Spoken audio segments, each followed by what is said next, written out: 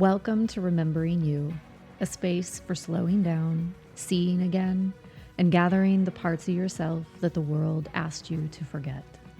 Each week, we wander through stories, ancient, personal, and collective, to explore how perspective changes everything.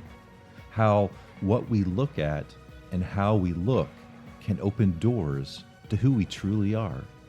Take a breath, feel your feet. You've arrived. Let's begin remembering you. Welcome back to Remembering You with Allison and Ryan. This is our ego development series. Yeah. And today we're diving into stage 1 because 1 is a good place to start. Yeah. Especially Start at the beginning. when we're talking about being impulsive and egocentric. Oh my. This is our third recording, our third attempt at doing this, and we've decided to turn it into a whole series because when we tried to do the whole thing all at once, that didn't work. So we're piecing it out because this is a big story to tell. It is. One bite at a time. And it's really important for us to understand how we relate to the world and relate to ourselves. Yes. So if you've ever experienced yourself thinking, why did last year's version of me believe that? Or maybe you posted something on social media and it's showing you a memory and you're like, I can't believe I said that or I did that. Cringe moment. Definitely cringe. Or maybe you just had a conversation with someone about politics and your first impression is, wow, this person is really cool. How could they have voted for such and such? Yeah. Or how could they not be affiliated with this political party? Then you have bumped into ego development. And that's what we're diving into today. Allison, would you start us off with a little context? Give us the overview of how did we get this idea of ego development in psychology? Yeah. So we got to go all the way back to the late 1800s and talk about a gentleman named Freud, which most folks have heard of. His big contribution to the field of psychology was to recognize that our egos, our sense of self, is not something that is static and, never changing, but it's very dynamic because it's mediating our experience between our lower instinctual, animalistic, what he called the id, and our superego, the higher functioning social norms, the ability that we have to be polite in a social situation, even when we're tired and hungry and don't want to be there. So he thought of the ego as being something that is primarily driven by our sexuality, by our libido. And of course, that is partially true. And then Erik Erikson came along in the 1950s through the 1980s. He reframed the ego not as something that is only driven by sexuality, but is fundamentally social in nature. And he fleshed out 8 stages of development across our entire lifespan, 5 of them in childhood, 3 in adulthood. And when we use the word personality, it's Erik Erikson's idea of ego that we're really talking about. It's the social roles that we play, the cultural expectations that we are taught, that ability to feel competent, to feel like we belong, to contribute to something meaningful. But in the 60s and 70s, there was a brilliant researcher named Jane Loevinger, and she really gave birth to ego development theory and the model that we're going to be walking through. In psychology, ego development is interchangeably used with the term cognitive development, and we'll explain a little bit more about why cognitive development is something so similar to ego development. But as kind of a high-level pointer, this part of ourselves that Loevinger really codified, it reveals this underlying structure to our meaning-making capacity, or to the ability to take a perspective on something. So her key insight was Throughout our adult life, each stage of our development gives us a new, distinct, more complex frame of reference. It gives us a whole new way of interpreting who we are, what's happening to us, who other people are, why they're doing what they're doing, why the outside world is the way that it is. And depending on the complexity of our perspective, it kind of opens us up to know and understand more and more. Then came Suzanne Cook-Greuter. She was Levenger's kind of best student. Also Robert Keegan from Harvard, and then Terry O'Fallon, who trained directly under Suzanne Cook-Greuter. And they all directly either refined Levenger's map, or they maybe came at it from a different angle and kind of arrived at almost the exact same pattern. There was another researcher as well named Bill Torber. He took Levenger's model and put it into language that was relatable to the average everyday person, primarily in the corporate world. So he made it accessible as a tool to understand kind of organizational culture and development and leadership and career development, which was a huge step forward into, kind of bringing it out of the world of academia and making it something that just average everyday folks could relate to. We thought it would be a bit more helpful to talk about why ego development and cognitive development can be used a bit more interchangeably. And this is going to serve as our map for our 5-part series that we're starting off today. If you imagine when you're reading a story or when you're watching a movie, a first-person perspective is simply looking through the eyes of the character. It's what they can see, what they can feel. It's just their direct experience, and that's it. So if you think of it, the analogy of a dream, when you are dreaming, you are in that first person perspective as the main character of the dream. Whatever you feel is real. The monsters are real, flying is real, swimming is real, whatever crazy things are taking place, you have the first person view in the experience of your dream. Mm-hmm. Yeah. When we're able to take a second person perspective, then we can step out of our own experience and put ourselves in somebody else's shoes. So we can understand, they're thinking and feeling something, and maybe it's different than what I'm thinking and feeling and experiencing. And from a psychologist perspective, when they use the term cognitive development, of course, we're not just talking about intelligence or how many facts are in your head, but we're pointing at you can take an entirely different perspective that opens up a whole new landscape of understanding. And then, of course, you can go about solving your problems in a much more comprehensive way when you've got more perspectives. Think of it as in the dream, you are now feeling and maybe seeing through the eyes of the other characters in your dream. Mm-hmm. So you are taking on their perspective in the dream as it's unfolding. Mm-hmm. Then we can get to third person perspective. It's almost like we're stepping out of all of the characters and we're looking at the wider picture. What is the context that is bringing me together with these people? What's the power dynamics that are going on? What is the difference between us that's maybe creating some tension, or what's similar between us that's creating some ease in the relationship? So, you can put yourself in any kind of social situation in your life. And if you zoom out and look a little wider, this is where context lives. And in a dream, it's almost as if everything becomes lucid and you see the whole dreamscape all at once. The plot, the scenery, supporting characters, and the absurd physics of the dream. You are at a 10,000-foot view. Yes. In objective perspective, this is sort of the birth of an objective perspective. Fourth person perspective is the ability to zoom out yet again and see that the context that we're looking at isn't necessarily neutral.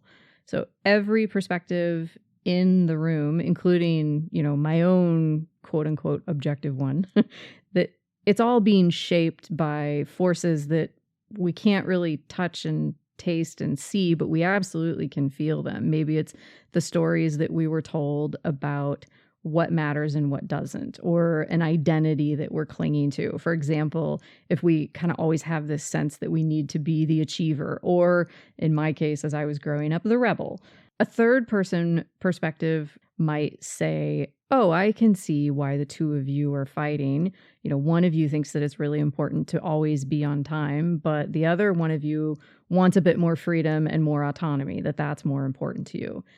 Fourth person perspective would be able to say, oh, I see now that we think there's even a need to fight in the first place because we still have these old scripts running in our head that tells us that when something is different, that means that it's a threat rather than an invitation, rather than, a chance to get curious about like, oh, what's going on. So it's because we're still holding on to an idea, maybe that there has to be a winner and a loser.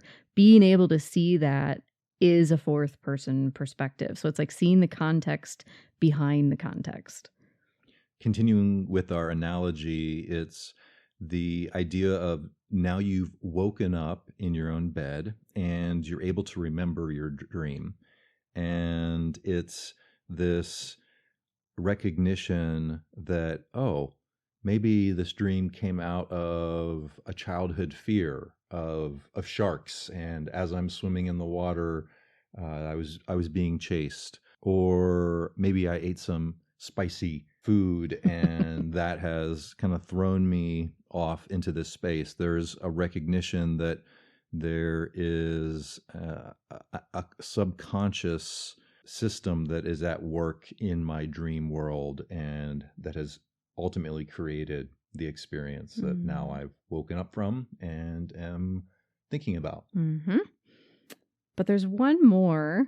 So as fantastical it is to be able to see the context behind the context, fifth person perspective is the ability to step all the way outside of any and all meaning-making systems and to have not just a cognitive understanding, but an experiential kind of felt knowing that our mind is the thing that is constructing what is real in every moment. Even the I who just woke up, I'm in bed, I'm in my bedroom, and I have this sense of, thank God that was only a dream. All of that is noticed as another dream arising right now as awake, boundless awareness. It's this awareness that is never inside the dream, and every dream, waking or sleeping, has only ever been inside this idea, or maybe we could say the experience of awareness. Mm-hmm. Yeah, so it's like awareness becoming aware of itself, which is pretty trippy. Sounds a little woo-woo to me, my love. Are we on psychedelics right now? Nope. So just a quick recap, kind of the roadmap for our episode today. We're going to start off. We've defined the 5 different levels, and we're going to dive into number 1 today. We're going to talk about how it shows up in childhood development and then continues to play out throughout our adulthood. We're going to look at healthy versus unhealthy expressions of this first level. And then we're going to talk about what does it mean for us to go back and clean up this experience in our lives. And we may even sprinkle in some short embodiment practices and a simple meditation along the way. That sounds great.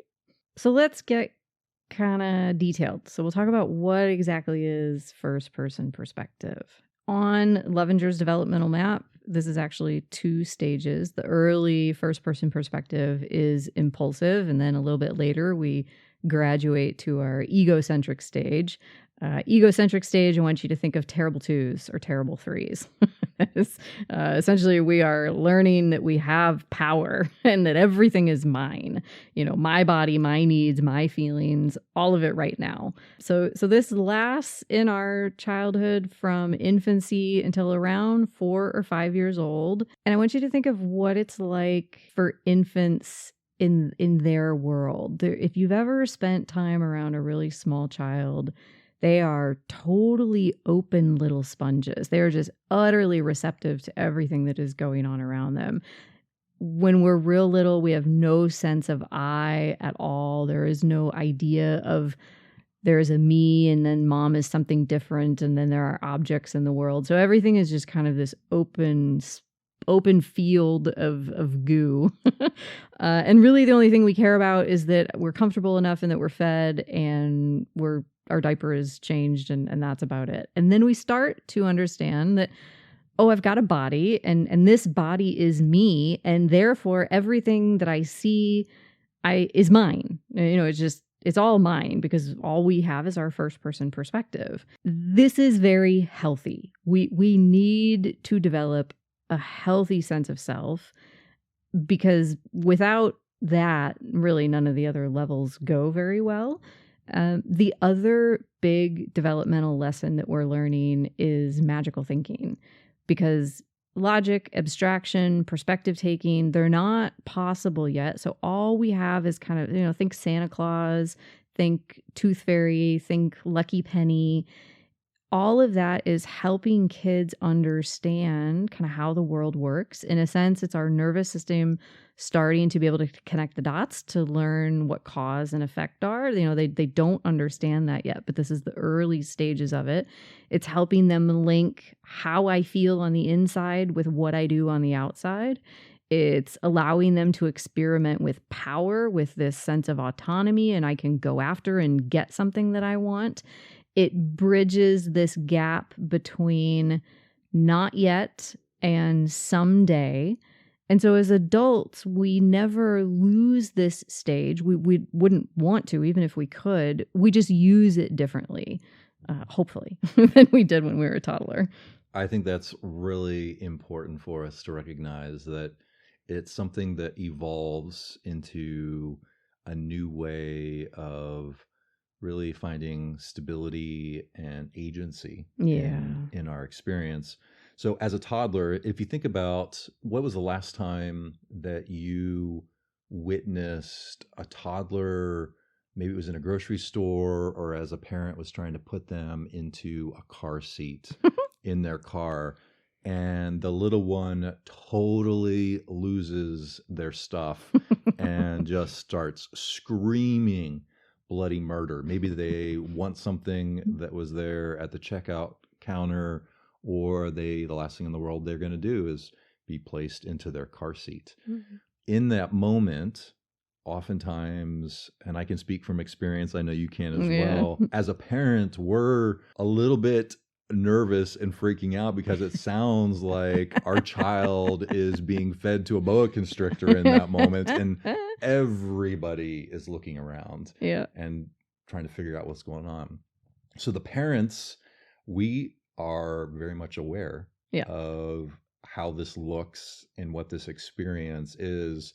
The toddler, zero comprehension.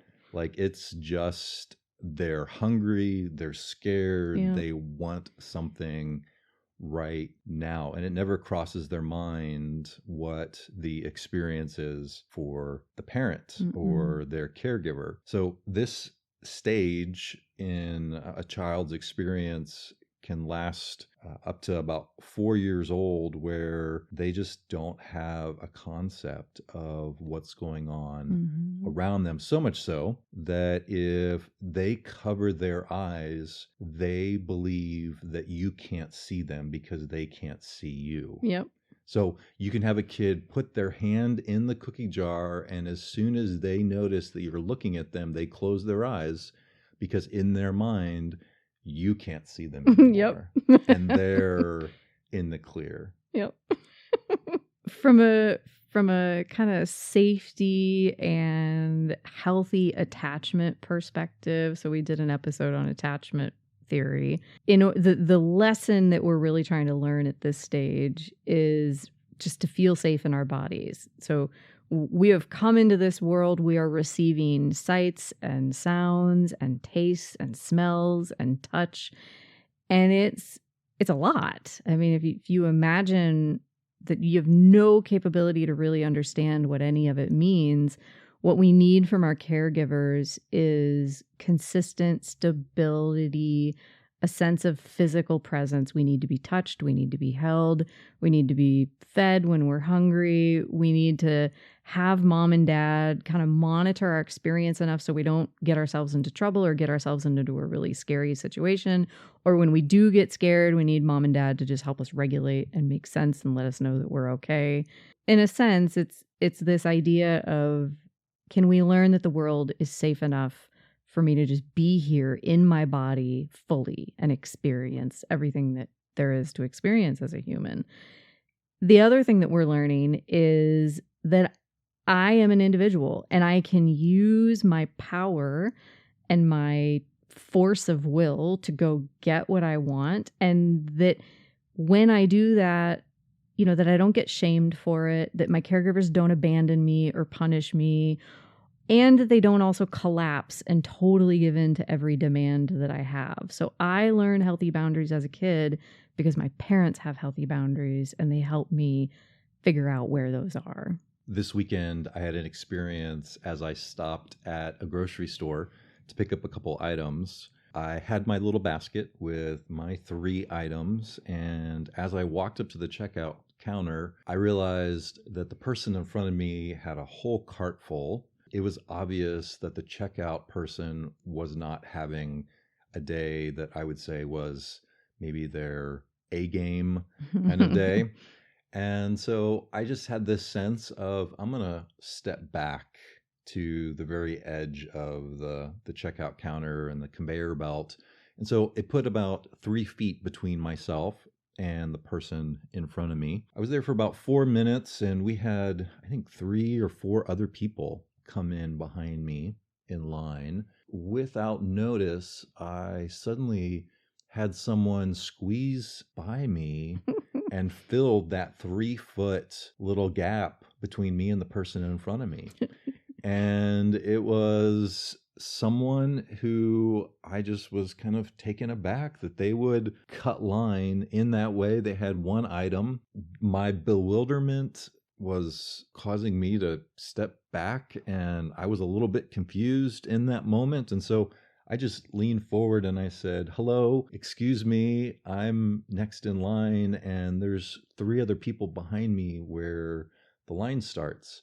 They didn't say a word. Yeah. They didn't make eye contact. They just went right back the same way they had come and got in line behind everyone else that was in line. And it was a little bit confusing, because then I'm trying to figure out, what are they actually thinking? What is going on in their mind? They had to have seen me and the 3 other people that were behind me. You would think. What is going on? Maybe they're stressed. Maybe they're rushed. Maybe I don't know. Or they could just be rude. Thought maybe they could get away with it. Trying to, I don't know. I don't know. It did not make any sense to me. But when we put it in the context of first person, we can realize that maybe everyone else in the line was just part of the background furniture. And their goal in that moment was to get through the line as fast as they possibly could. And they just didn't recognize the other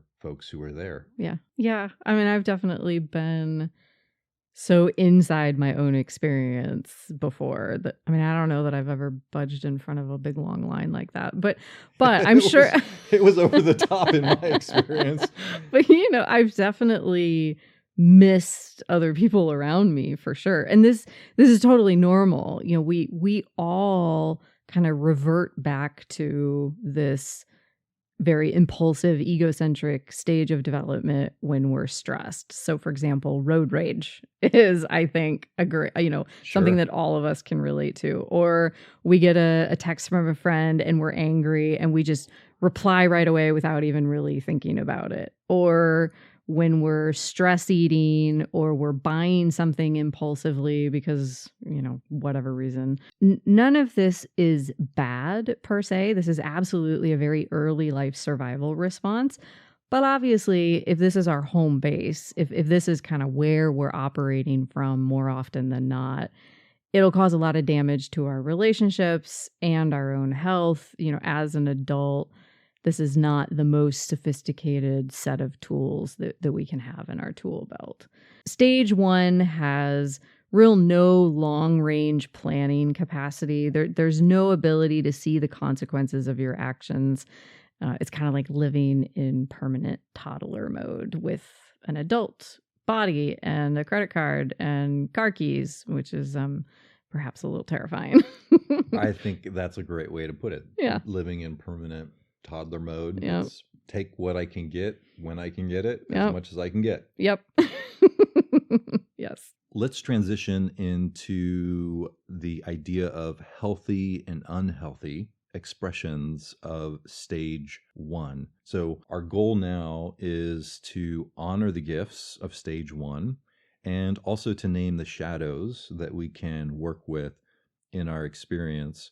We don't need to get rid of stage 1. It is a foundation for us and for all the following stages. Yeah, absolutely.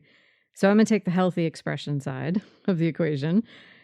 When this part of our development went really well, when it's integrated into our everyday experience, it's what gives us this clear sense of, I am here, I matter, I have a strong connection to my body and my instincts. When there's an emergency, I know how to act quickly. But of course, I don't necessarily get caught away and always acting like everything is urgent. I have a sense of loyalty to those that are close around me because there's this sense of safety that I've learned through my own boundaries. There is courage and assertiveness when I need it. And then we also have all of those imaginal capabilities that we're learning as children. And these are hugely important throughout adulthood.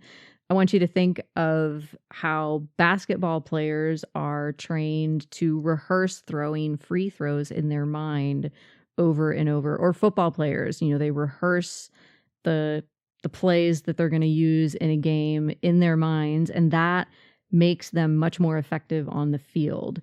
We do this all the time as adults when this kind of capacity is alive and well within us. It's what allows us to imagine a possible future or to find purpose and meaning in something. It gives us a broader ability to deal with uncertainty, to survive when things are really unpredictable and chaotic.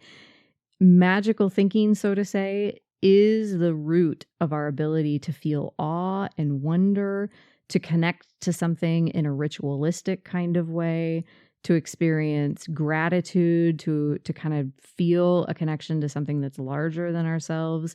And so imaginal capabilities are what give our nervous system the ability to feel safe, to have like a sense of there are parts of me inside that can help ground me. I can find maybe an adult version of myself when I'm feeling really dysregulated. And that gives me support maybe when there aren't all of the perfect people around to give me a big hug when I need to, for example.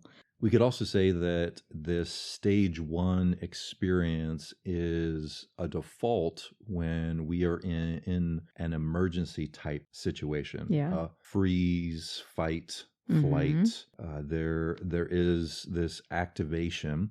And I've seen this happen here recently with a patient that I was visiting with, and the family member was also there with them. And the patient is able to get up and move around pretty much on their own, but starting to have a little bit of instability with their walking. And as they went to get up to go to the other room, they tripped, and this family member just energetically sprung to support and kind of hold them up so that they had a soft landing and sat down on the ground instead of tripping and falling face forward. So even before the mind was able to recognize or compute there is danger here in this moment, this loved one was right there supporting the instability of their family member. And that is one of the ways that stage 1 is visible in our experience. There is a very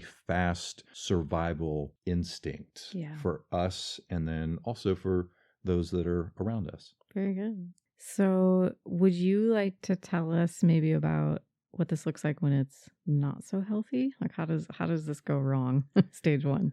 So let's not be critical about ourselves or get out the magnifying glass with those people that are closest to us or that we work with. You mean I can't use this to judge everybody? Our neighbors. Let's recognize that this is a stage that serves us very well, and there are opportunities to grow from this shadow. So first, when we think about the shadow side or unhealthy or extreme ways that stage 1 is continuing to show up, we could use a word like narcissism.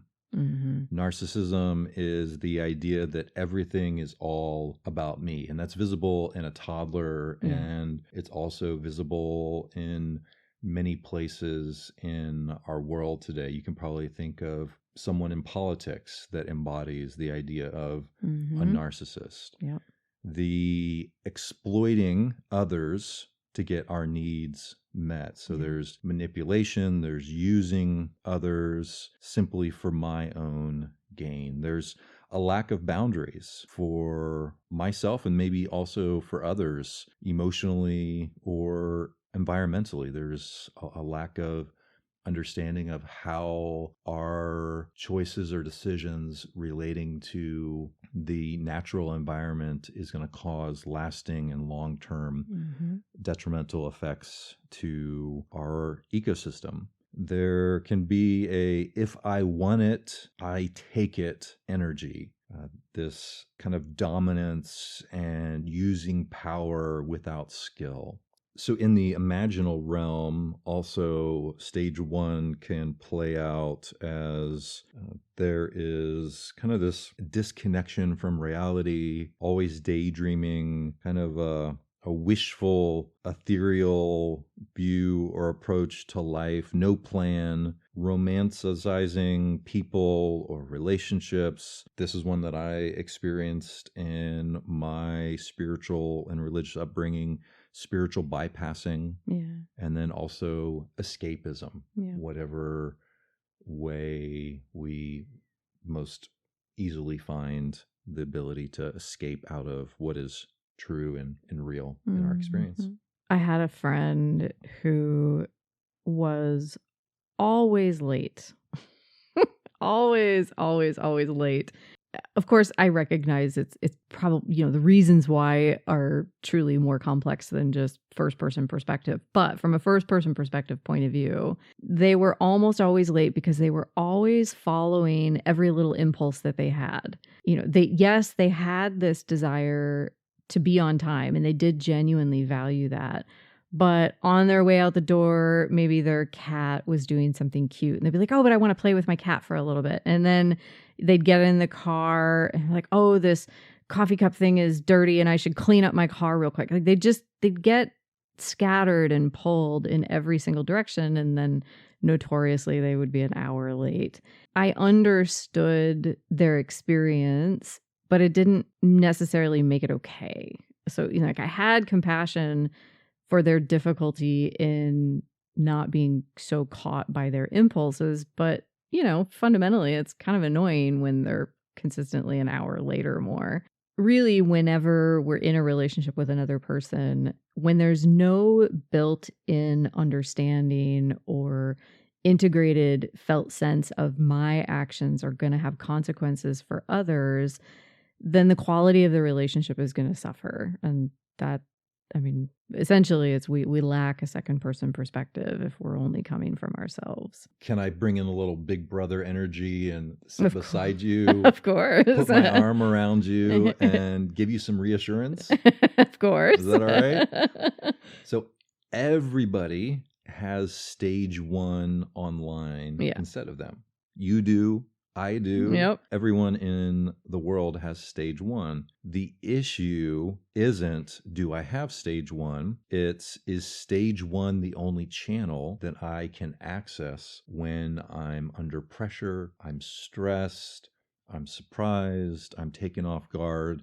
Is stage 1 my default? Yeah.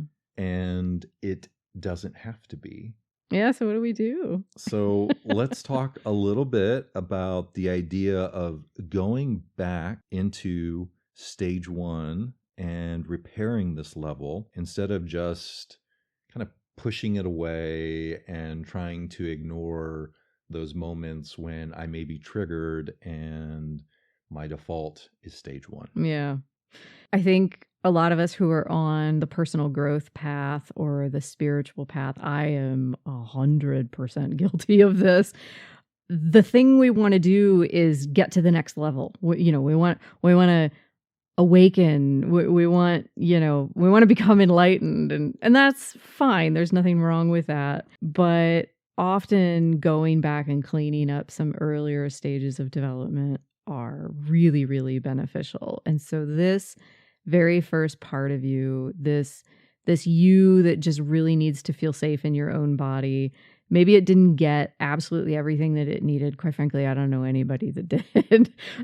Or maybe it's the part of you that gets a little wobbly when things are stressed. If early life was chaotic, overstimulating, didn't have enough structure, or just really anything that gave your nervous system this sense of, I'm not sure it's safe yet. And so parts of ourselves can really get locked into survival mode.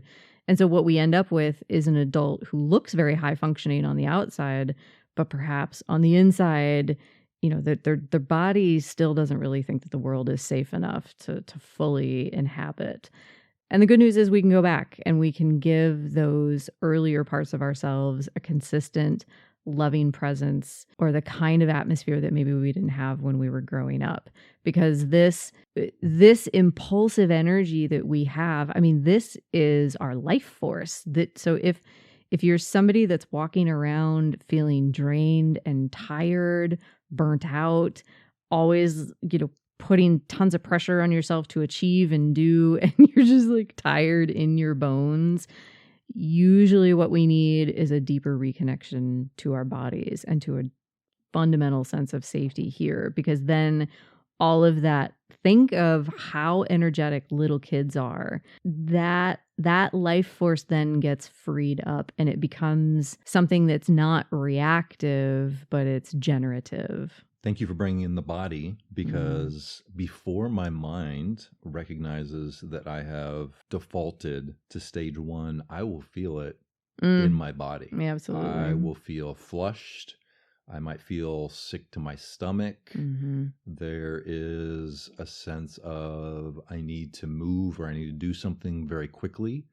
And all of that is pointing me towards I'm in stage 1 because I have been surprised or taken off guard or been triggered in a moment. I think it would be good for us to connect with our body sensations in a raw way, to just simply acknowledge I'm here and I'm okay.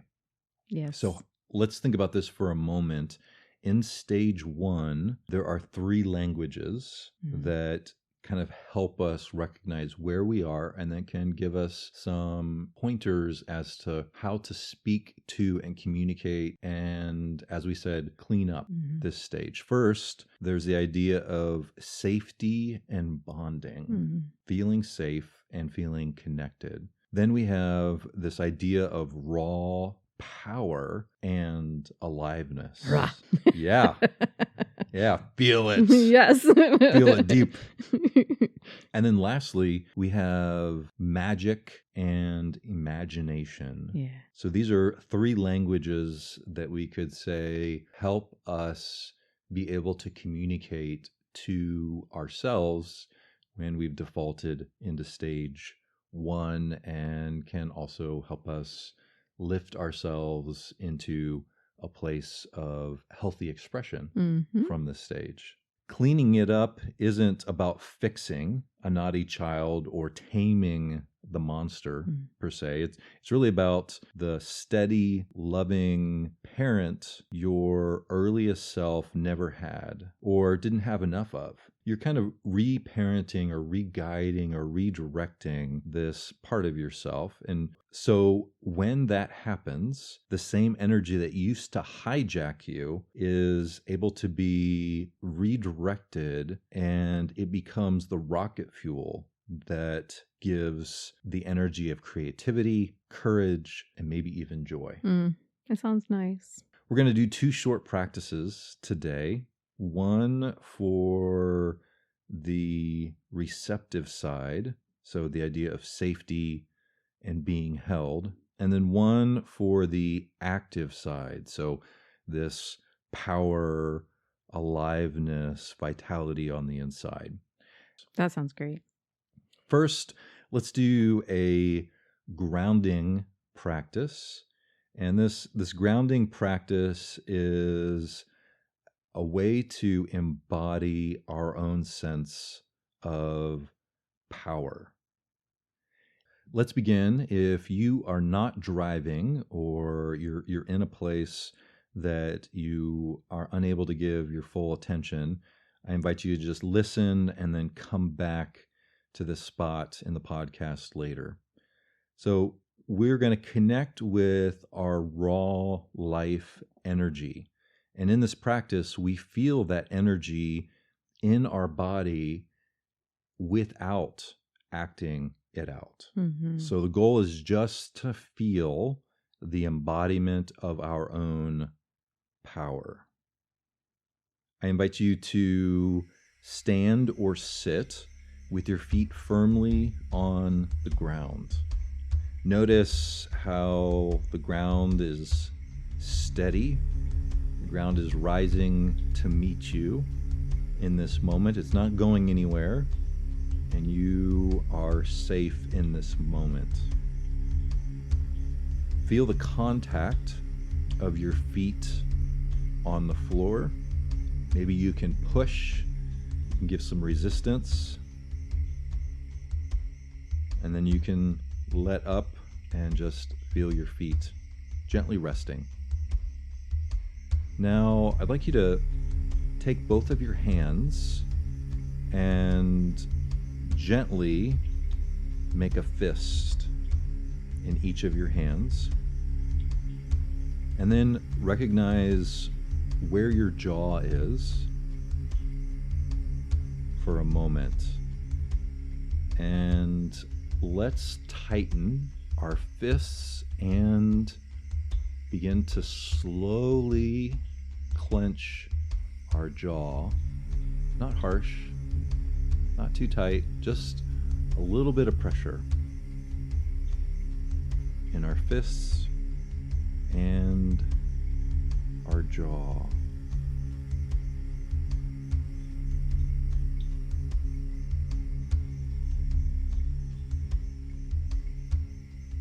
Can you feel the strength?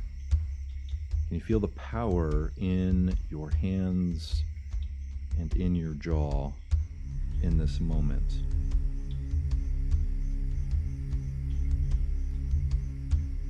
Now we're going to slowly soften our jaw and unclench our fists so that our hands are open and our mouths are open just a little bit.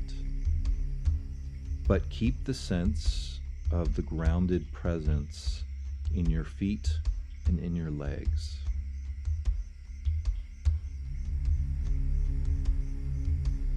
Notice that I have the power in this body.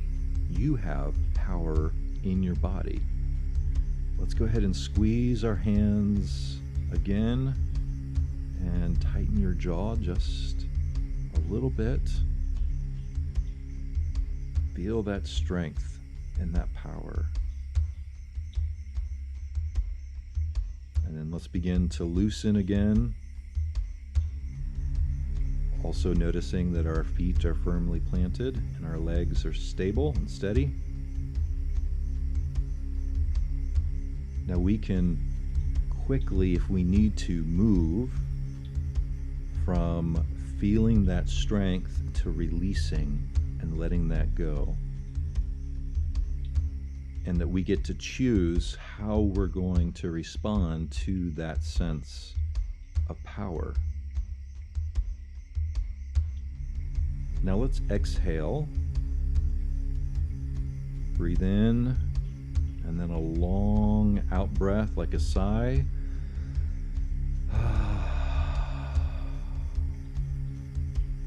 Imagine that you're breathing out, and that sigh is a message to your body, letting you know that it's safe to feel that strength in your hands, your fists, and in your clenched jaw.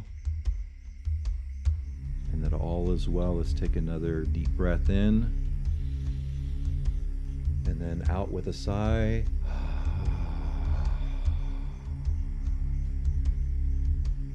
You are safe enough right here and right now, and we feel all is well. Thank you. You're welcome. We're going to do another quick little practice. This one is a bit more receptive, and it's also got some imaginal components to it. So it's kind of hitting two birds with one stone. So to begin, I want you to close your eyes and just kind of settle into your body a little bit. Just notice your breathing. You don't have to change anything about it, but just take a moment to reconnect to you and whatever you're feeling right now. Bring to mind a younger you, very early, maybe 2 or 3 or 4 years old. Just picture yourself as a little toddler and recognize that this little you is just a bundle of impulses and needs. Sometimes you're hungry, sometimes you're tired, you're curious, but you don't really understand much of anything yet. Just feel that desire to go and get and move and express. And in your mind's eye, I want you to kneel down so you're at the same level as this little version of you. I want you to let that small version of you know that you are not too much. All of your needs, all of your impulses, all of your desires, it's not too much. It's perfect just the way it is. And let them know that you are there with them right now.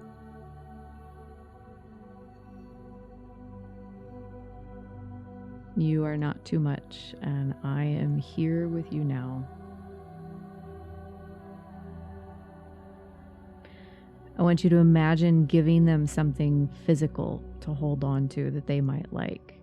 Maybe a blanket or a stuffed animal, or maybe you have a small glowing stone that they could hold on to and look at and get excited about. So give them a little gift that they would love.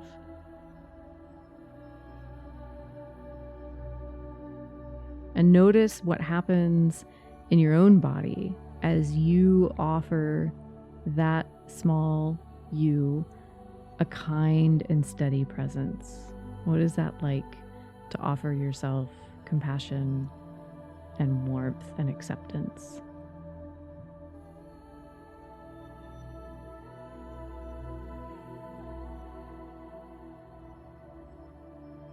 And when you're ready, you can kind of come back to your adult self.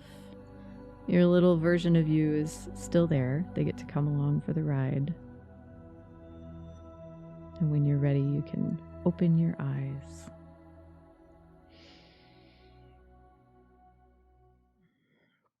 So as you move throughout this week and over the coming weeks and months, if you're recognizing that this layer of development perhaps needs some attention, we wanted to offer some other suggestions that you could do to build that strength and that reconnection. So anything that gives you a sense of felt safety, weighted blankets, a long hug from somebody that you love, slowly rocking yourself back and forth, taking a warm bath, going to get a massage, being held by somebody that feels safe to you. If you rather the part of you that needs some attention is that raw power, you could engage in something like weightlifting or martial arts or dancing like nobody's watching and who cares. You could shake your whole body for a couple of minutes. If what you need is something more magical and imaginal, you could go connect to the moon. You could take your left hand and see what you can draw on the paper with your, well, I guess if you're right hand dominant, take your other hand and draw on a piece of paper. You could talk to plants or stuffed animals without a sense of irony or, that you're doing something silly. You could track your dreams, maybe write in a diary. You could burn things in a fire.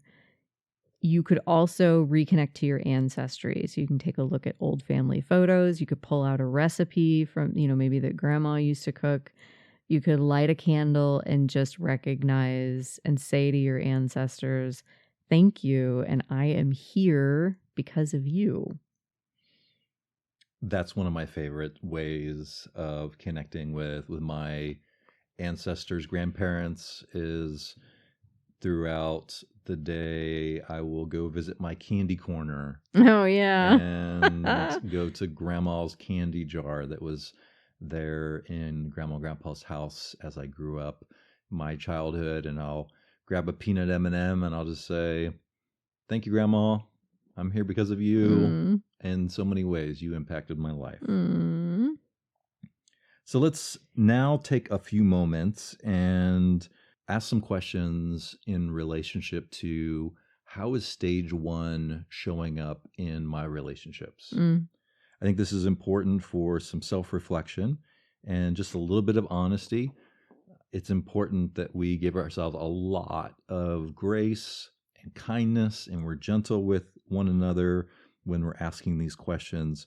So I just invite you to enter into that space. First, where do I notice my impulsive self the most? Do I notice it in my relationship with food, money, sex, social media, news, conflict? How do I notice my impulsive self the most? Feeling that grab. Yeah. Or maybe push away. Next, when I'm under stress, do I tend to shut down like a scared toddler or power up like a bully? I think this is interesting to recognize that there can be a default way of responding to things that are big and scary that we try to be bigger and scarier than the experience. Yeah, sometimes. And enter get real mad. Enter into that bully mode. Now, what situations actually need my stage one energy? Such as decisiveness, courage, or quick action. Oh, yeah. There are situations absolutely that we need to have that response in a moment. And then lastly, as we're reflecting on where do I see stage one in my life and in relationships, where might I need to apologize or repair because I acted from this stage and hurt someone important in my life? So there's some repair opportunity because maybe I didn't respond in a way that was taking into consideration the people or the person who was closest to me in my life. Absolutely. We could also look at this from another angle. We could, understanding that there is this developmental stage alive in all of us, maybe reflect on the people in our lives and recognize if there's somebody in our life who comes across as kind of selfish or immature, how does it change your view of them if you see them as somebody who just gets stuck here down in stage one, as opposed to just them being a bad person? So can we invite some compassionate curiosity? Maybe what is it? What must be true about them if they're responding in this way? Maybe what was their early life environment like? Can that open up a little bit of compassion and understanding for the people in our lives? Because none of us are perfect. No, not at all. No. Stage one is very much a part of our experience. Yeah, absolutely. This makes me think of a moment from yesterday. I was driving on some back roads. It was a 2-lane highway, double yellow line. Speed limit was about 65 miles an hour. And as I'm driving along, I had someone pull out in front of me. I had to slow down to about 30 miles an hour to keep from hitting them. Oof. It was that moment of, as soon as they started to move and pull out, I didn't even think I was hitting my brake and slowing down. Within a few more minutes, I had someone pull in behind me, and they were just riding on my bumper. And I'm, again, just aware of the car in front of me and the car behind me. And then suddenly, the car in front of me turns on their turn signal, left turn signal, and slams on their brake to turn left. And I had to slam on my brake, even though there were 3 cars of separation in front of me. And I slowly pulled over to go around them as they quickly then turned left. Yeah. And the car that was riding on my bumper, instead of them slowing down, they sped up and passed me on the driver's side. So here I am in kind of a moment of just impulse, instinct of needing to brake, needing to swerve, needing to move. And my thought was, what is going on in these people's lives? Are they all crazy and not paying attention to what's going on around them?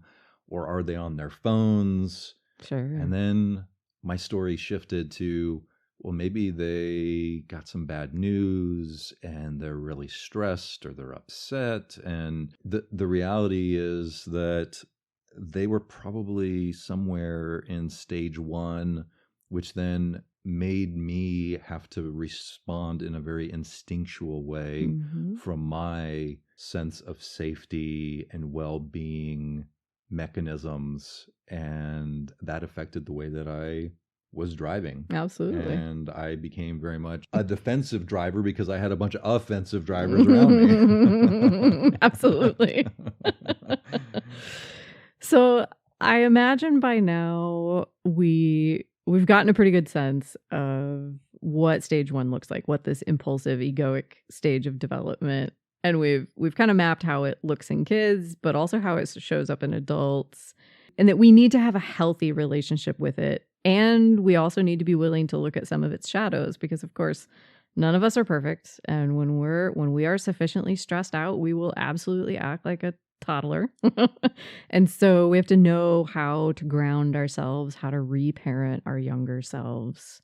We'd love to invite you to join the conversation, either by visiting rememberingyou.life and sending us an email, or jumping on the socials and leaving us a comment. How have you experienced this stage one in your life recently, either in a healthy way or maybe an unhealthy way? Do you have a fun story that you'd like to share? We are all ears and welcome your participation in our conversation. Yes. Tell us your vices. Bring it on. Bring it on. Thanks so much for being a part of today's podcast and dipping our toe into stage 1. We're looking forward to having you with us next time as we look at stage 2, where we experience rules coming online as good and bad and fitting it in with a group, because everything becomes very social. And in the same way that you started to form cliques at school, stage 2 is coming online, and you have an understanding of your social interaction in life. Kind of like, what does the tribe expect of me? And how can I gain social currency or credibility? How do I connect to others around me so that I feel safe and loved and I get along with the people in my life? Well, thank you all for listening, and be sure to take care of your beautiful, impulsive, sometimes egocentric, very human selves. We will see you next time On Remembering You. Remembering You.